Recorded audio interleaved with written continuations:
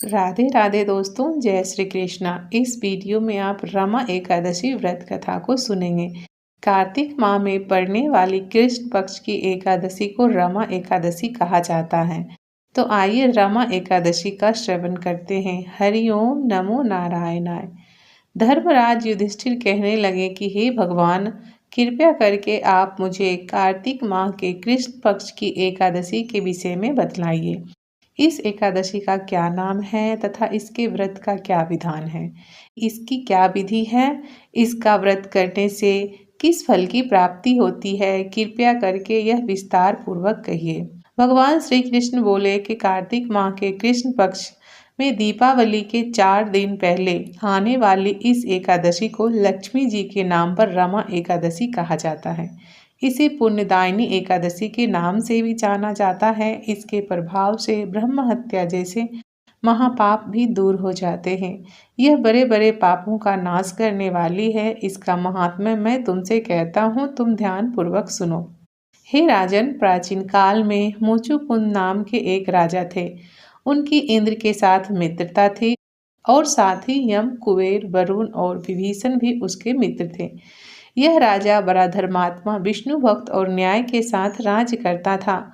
उस राज्य की एक कन्या थी जिसका नाम चंद्रभागा था। उस कन्या का विवाह चंद्रसेन के पुत्र शोभन के साथ हुआ था। एक समय वह शोभन ससुराल आया। उन्हीं दिनों जल्दी ही रमा एकादशी भी आने वाली थी। जब व्रत का दिन समीप आया तो चंद्रभागा के मन में अत्यंत सोच उत्पन्न हुआ कि मेरे पति अत्यंत दुर्बल हैं और मेरे पिता की आज्ञा अत्यंत कठोर है। 10वीं को राजा ने ढोल बजवाकर सारे राज्य में यह घोषणा करवा दी कि एकादशी को भोजन नहीं करना चाहिए। ढोल की घोषणा सुनते ही शोभन को अत्यंत चिंता हुई और अपनी पत्नी से कहा कि हे प्रिय, अब क्या करना चाहिए? मैं किसी प्रकार भी भूख सहन नहीं कर सकूंगा। ऐसा उपाय बतलाओ कि जिससे मेरे प्राण बच सके, अन्यथा मेरे प्राण तो अवश्य ही चले जाएंगे। चंद्रभागा कहने लगे कि हे स्वामी, मेरे पिता के राज में एकादशी के दिन कोई भी भोजन नहीं करता। हाथी, घोड़ा, ऊंट, बिल्ली, गौ आदि भी तृण, अन्न, जल आदि ग्रहण नहीं कर सकते। फिर मनुष्य तो क्या कहना।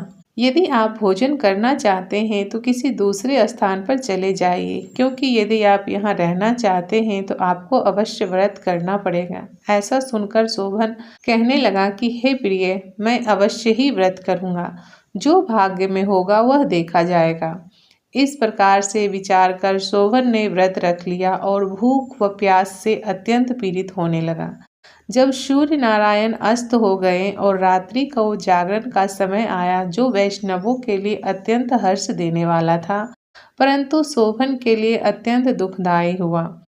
प्रातः काल होते शोभन के प्राण निकल गए। तब राजा ने सुगंधित काष्ठ से उसका दाह संस्कार करवाया, परंतु चंद्रभागा ने अपने पिता की आज्ञा से अपने शरीर को दग्ध नहीं किया और शोभन की अंत्येष्टि क्रिया के बाद अपने पिता के घर में ही रहने लगी।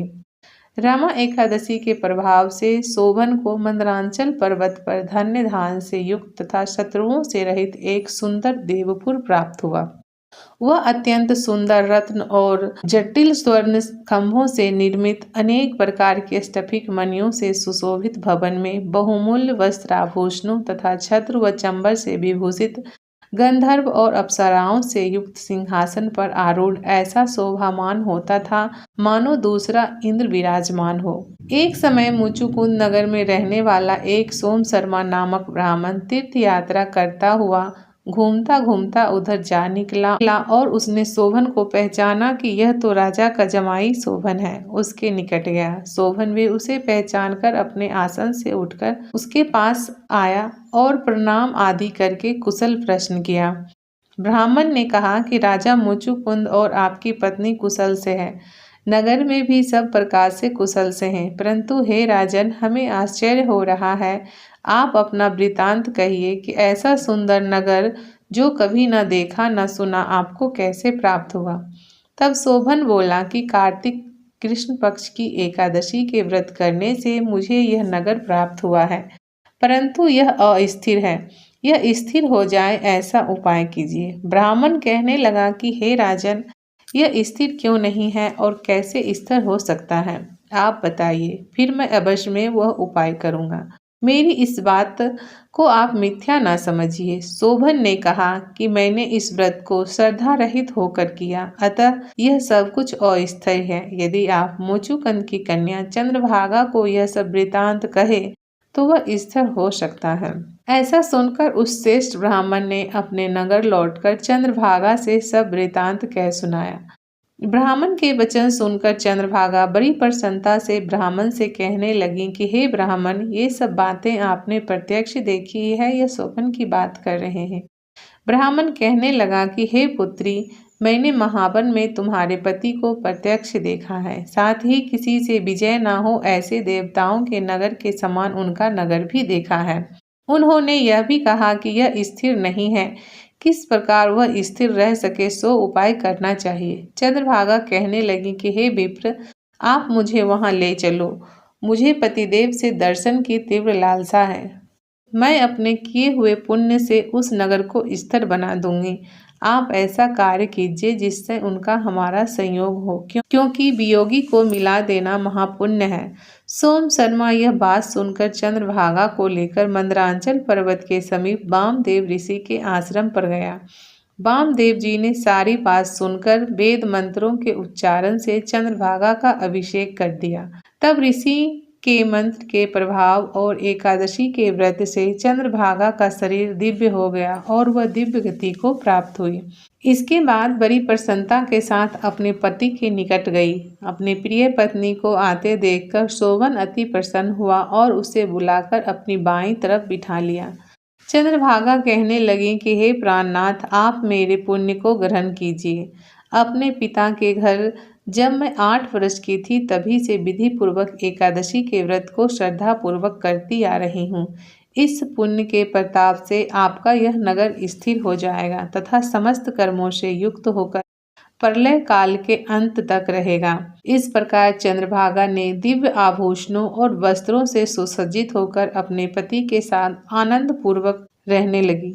इस प्रकार चंद्रभागा अपने दिव्य आभूषणों और वस्त्रों से सुसज्जित होकर अपने पति के साथ आनंद पूर्वक रहने लगी। हे राजन, यह मैंने रमा एकादशी का महात्म्य कहा है। जो मनुष्य इस व्रत को करते हैं उनके ब्रह्म हत्या आदि समस्त पाप नष्ट हो जाते हैं। कृष्ण पक्ष और शुक्ल पक्ष दोनों ही एकादशियां समान है, इनमें कोई भेदभाव नहीं है, दोनों समान फल देती हैं। जो मनुष्य इस महात्म्य को पढ़ते अथवा सुनते हैं वे समस्त पापों से छूटकर विष्णु लोक को प्राप्त करते हैं। बोलिए विष्णु भगवान की जय, श्री नारायण की जय। दोस्तों, यदि आप आरती सुनना चाहते हैं, एकादशी व्रत की आरती चैनल पर अपलोडेड है, आप प्लेलिस्ट में जाके देख सकते हैं। उसके साथ ही मैं एकादशी आरती का लिंक डिस्क्रिप्शन बॉक्स में दे दूंगी, आप वहां से एकादशी माता की आरती सुन सकते हैं और साथ ही गा भी सकते हैं।